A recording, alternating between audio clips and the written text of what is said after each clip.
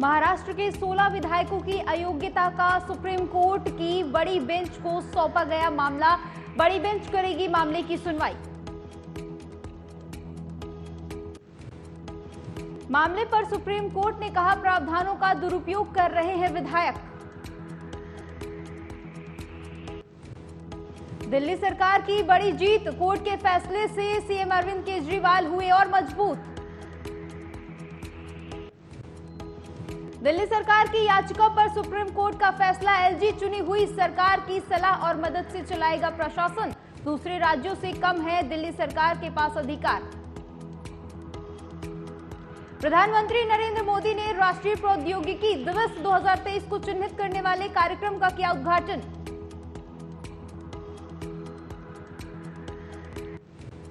उद्घाटन के साथ ही राष्ट्रीय प्रौद्योगिकी दिवस के 25वें वर्ष की उत्सव की हुई शुरुआत। पीएम मोदी ने करीब 5,800 करोड़ रुपए की कई वैज्ञानिक परियोजनाओं की रखी आधारशिला। उधर नीतीश कुमार के करीबी रहे आरसीपी सिंह बीजेपी में हुए शामिल। बीजेपी दफ्तर में धर्मेंद्र प्रधान की मौजूदगी में ली सदस्यता। केंद्र में मंत्री रह चुके हैं आरसीपी सिंह। पार्टी ज्वाइन करते ही आरसीपी सिंह ने सीएम नीतीश पर बोला हमला। नीतीश को बताया पलटी मार। कहा, बताइए कि आपने कितनी बार विश्वासघात किया। वहीं सचिन पायलट ने अजमेर में जन संघर्ष पदयात्रा की शुरुआत की। 125 किलोमीटर का सफर तय करेगी, जयपुर पहुंचेगी यात्रा।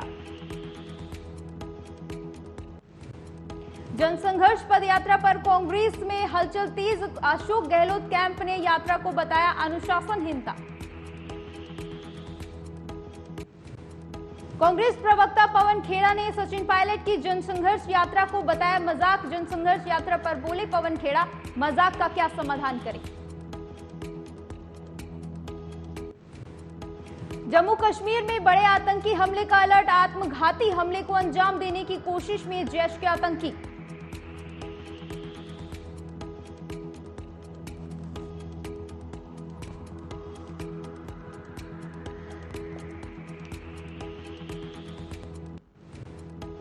इंटेलिजेंस एजेंसियों को मिले इनपुट के आधार पर जैश की साजिश का खुलासा। अलर्ट जारी। पाकिस्तान के ताजा घटनाक्रमों के बीच राजस्थान से जुड़ी अंतर्राष्ट्रीय सीमा पर हाई अलर्ट। भारत पाकिस्तान सीमा पर बीएसएफ ने बढ़ाई निगरानी। Operation alert launch.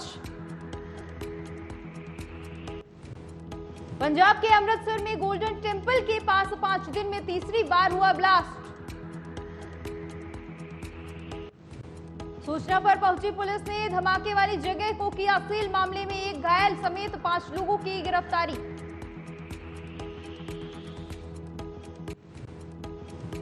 वहीं तलाशी के दौरान सराय के सीसीटीवी फुटेज से 2 संदिग्धों की हुई पहचान। 6 मई को देर रात करीब 12 बजे हेरिटेज स्ट्रीट पर हुआ था पहला धमाका। धमाके में 5 से 6 श्रद्धालु हुए थे घायल। तो वहीं 8 मई को गोल्डन टेम्पल से 800 मीटर दूर हेरिटेज स्ट्रीट पर करीब सुबह 6:30 बजे हुआ था दूसरा धमाका। उत्तर प्रदेश में दूसरे चरण की वोटिंग पूरी। राज्य की 7 नगर निगम, 95 नगर पालिका और 267 नगर पंचायत सीटों पर मुकाबला। वहीं कानपुर मंडल, नगर कानपुर देहात, फर्रुखाबाद, इटावा, कन्नौज, औरैया, हमीरपुर और महोबा में हुआ मतदान। सुबह 7 बजे से शुरू होकर शाम को करीब 6 बजे तक जारी रहा मतदान। 13 मई को आएंगे चुनाव के परिणाम। दूसरे चरण में राज्य के 38 जिलों की 370 नगरीय निकायों के 6,929 पदों के लिए पड़ी वोट। प्रदेश के 9 मंडलों में मेरठ, बरेली, अलीगढ़, कानपुर, चित्रकूट, अयोध्या, बस्ती, आजमगढ़, मिर्जापुर में हुई वोटिंग। वहीं बुलंदशहर में फर्जी वोट करने पहुंचे 100 लोग गिरफ्तार। 17 निकायों में अब तक 100 से ज्यादा गिरफ्तारी। फर्जी आधार कार्ड समेत फर्जी दस्तावेजों के जरिए करने पहुंचे थे मतदान।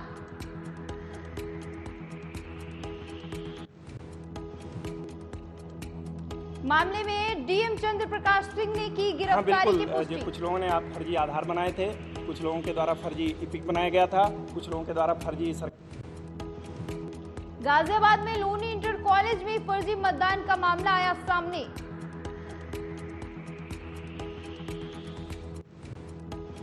बीजेपी के नंदकिशोर गुर्जर और बीएसपी प्रत्याशी में हुई भिड़ंत। बुर्की की आड़ में फर्जी वोटिंग की मिली थी सूचना। कन्नौज में नगर के पिंक बूथ पर वोट डालने पहुंची मतदाता महिलाओं के लिए बनाया गया था पिंक बूथ। कन्नौज में 312 पोलिंग बूथों पर 2,57,900 वोटर ने किया वोट।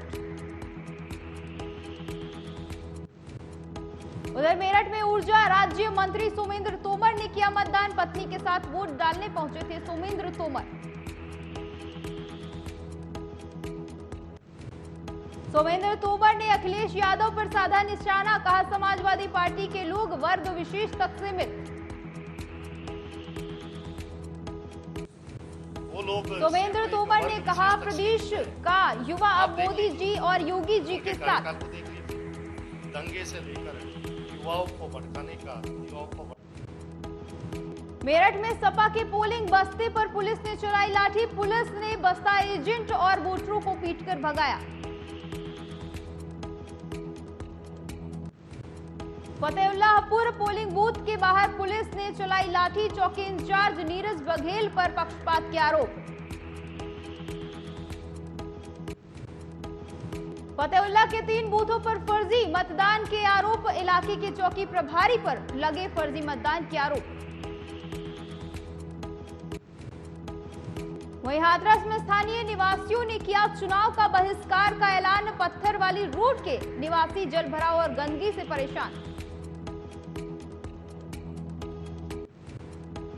इलाके की गंदगी के कारण तमाम परेशानियों से जूझ रहे लोग, कई लोगों ने किया पलायन। जलभराव के कारण भीषण गंदगी और बीमारियों से स्थानीय लोग परेशान। कारोबार भी हुआ ठप। बुलंदशहर में बीजेपी कार्यकर्ताओं पर अभद्रता का आरोप। सपा प्रत्याशी अर्चना पांडा ने लगाया अभद्रता का आरोप। यमुनापुरम स्थित मॉडर्न पब्लिक स्कूल बूथ का मामला। नगर पालिका अध्यक्ष पद की प्रत्याशी है अर्चना पांडा। अभद्रता पर फूट फूट कर रोती नजर आई सपा प्रत्याशी अर्चना पांडा। कन्नौज में पोलिंग बूथ पर बीजेपी समर्थकों ने सपा नेता को गिरा गिरा कर पीटा। पुलिस के सामने सपा नेता को पीट रहे बीजेपी समर्थक। अल्पसंख्यक प्रकोष्ठ के सचिव अजीम के साथ हुई मारपीट। सपा नेता की पिटाई का वीडियो सोशल मीडिया पर हो रहा है वायरल। गुरसहायगंज के सरोजनी देवी आर्य कॉलेज का मामला।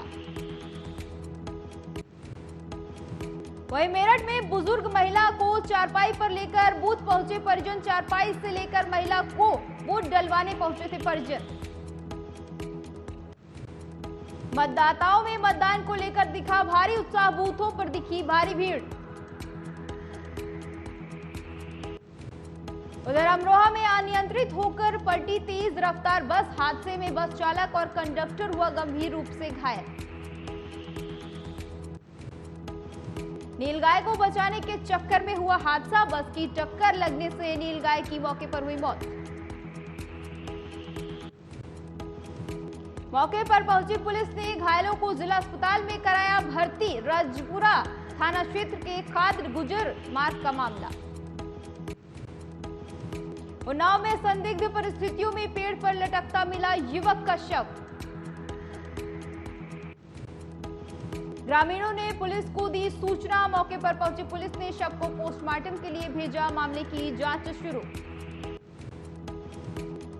वहीं ग्रेटर नोएडा में सूरजपुर पुलिस को मिली बड़ी कामयाबी। पुलिस ने 2 शातिर बदमाश किए गिरफ्तार। शातिर बदमाश इंडस्ट्रियल एरिया में किया करते थे लूटपाट, राहगीरों से मोबाइल, बाइक और पैसे छीनकर हो जाते थे फरार। पुलिस को बदमाशों के पास से 9 मोबाइल, 2 तमंचे, नकदी और 2 बाइक भी हुई बरामद।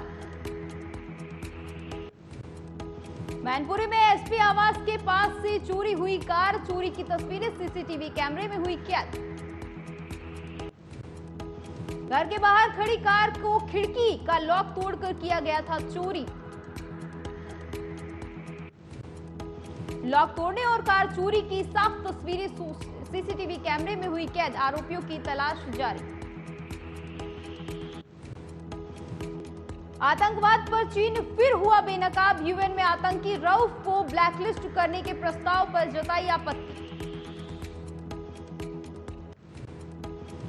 एससीओ के मंच पर आतंकवाद से लड़ने के वादे को भूला चीन। पाकिस्तानी आतंकी अब्दुल रऊफ अजहर को वैश्विक आतंकी घोषित करने के भारत के प्रस्ताव का किया विरोध। जैश-ए-मोहम्मद के सरगना मसूद अजहर का भाई है रऊफ अजहर। भारत ने संयुक्त राष्ट्र सुरक्षा परिषद में पेश किया था प्रस्ताव। 1999 में इंडियन एयरलाइंस के विमान IC 814 के अपहरण कांड में शामिल था रऊफ अजहर। 1999 में यात्रियों से भरे विमान का अपहरण करके अफगानिस्तान के कंधार लाया गया था विमान। यात्रियों को छोड़ने के बदले आतंकी मसूद अजहर और अन्य आतंकियों की हुई थी रिहाई। वहीं इमरान खान की गिरफ्तारी से बौखलाए पीटीआई समर्थक। पीएम शहबाज शरीफ के घर पर हमला, फेंके पेट्रोल बम। प्रदर्शनकारियों ने बीते 2 दिनों में पंजाब में 14 सरकारी इमारतों और 21 पुलिस के वाहनों में लगाई आग। पीटीआई प्रमुख इमरान खान की गिरफ्तारी से गुस्साए समर्थक सड़कों पर जमकर कर रहे बवाल। पाकिस्तान के कई बड़े शहरों में इमरान खान के समर्थक सड़कों पर उतरकर कर रहे हैं विरोध प्रदर्शन। पाकिस्तान के कई शहरों में हिंसक झड़पों में अब तक 7 लोगों की हुई मौत, करीब 300 से ज्यादा घायल। तो वहीं 27 साल पुराने यौन दुर्व्यवहार के मामले में अमेरिका के पूर्व राष्ट्रपति डोनाल्ड ट्रंप को हुई सजा। यौन दुर्व्यवहार के दोषी साबित हुए डोनाल्ड ट्रंप महिला को देंगे $50 लाख।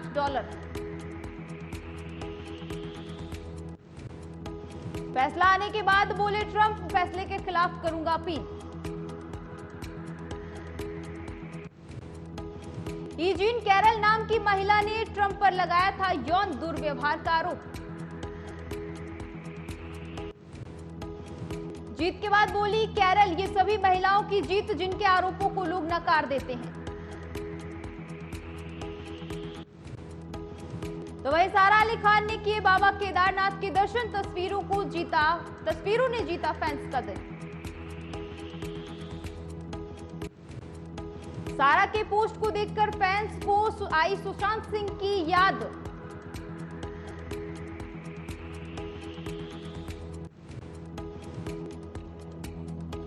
थिएटर के बाद समंथा की शकुंतलम ने OTT पर दी दस्तक। 14 अप्रैल को सिनेमाघरों में आई थी फिल्म